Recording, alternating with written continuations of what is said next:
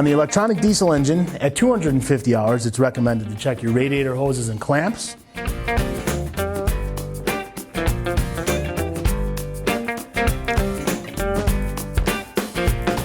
Your air filter, both the primary and secondary.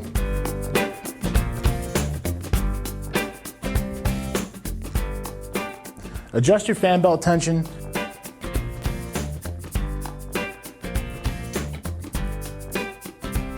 And check your intake air hoses and clamps.